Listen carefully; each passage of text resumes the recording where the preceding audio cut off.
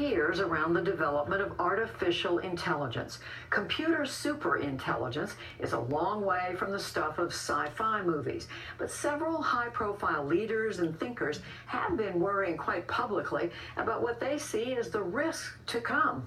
Our economics correspondent Paul Salman explores that. It's part of his weekly series, Making Sense. I want to talk to you about the greatest scientific event in the history of man. Are you building an AI? AI, artificial intelligence. Do you think I might be switched off? It's not up to me. Why is it up to anyone?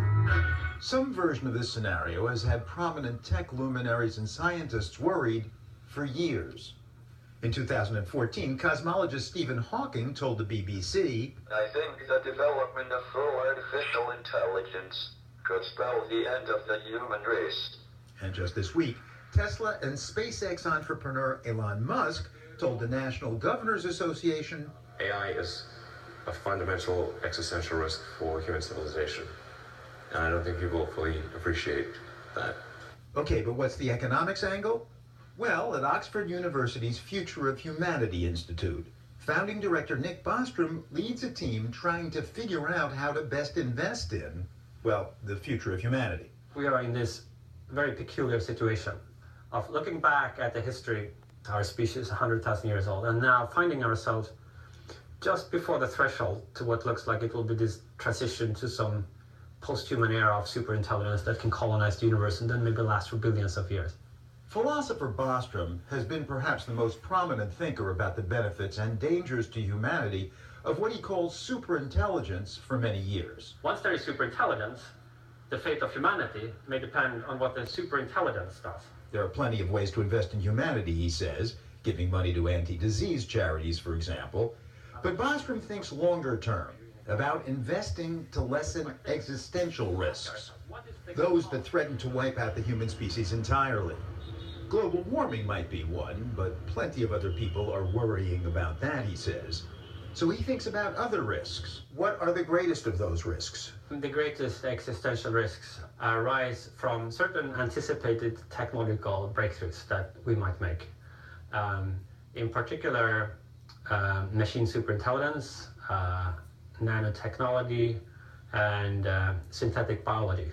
Fundamentally because we don't have the ability to uninvent anything that we invent. We don't, as a human civilization, have the ability to put a genie back into the bottle. Once something has been published, then we are stuck with that knowledge. So Bostrom wants money invested in how to manage AI. Specifically on the question, if and when in the future you could build machines that were really smart, maybe super intelligent, smarter than humans, how could you then ensure that you could control what those machines do, that they were beneficial, that they were aligned with human intentions? How likely is it that machines would develop basically a mind of their own, which is what you're saying, right? I do think that advanced AI, including superintelligence, is a sort of portal through which humanity will passage, assuming we don't destroy ourselves prematurely in some other way.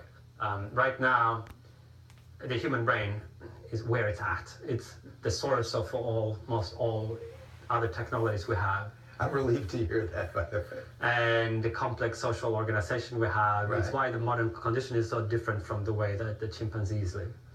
It's all through the human brain's ability to discover and communicate. Mm-hmm. But there is no reason to think that human intelligence is anywhere near the greatest possible level of intelligence that could exist. That we are sort of the smartest possible species.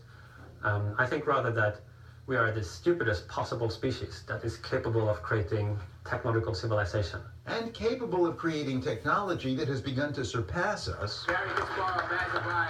First in chess. With knight captures e6. And Kasparov was forced to resign in only 19 moves. Then in Jeopardy. A total of 77,147. Now in the supposedly impossible game for a machine to win, Go. But I lose all my game.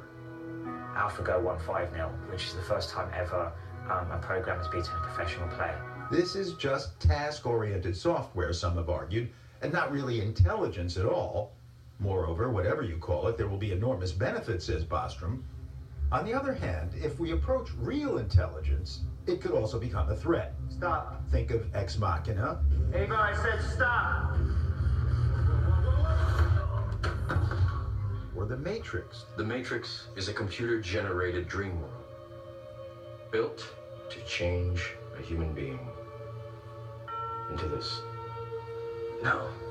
Or Elon Musk's fantasy fear this week about advanced AI. Could start a war by doing fake news and spoofing email accounts and fake press releases, and just by manipulating information.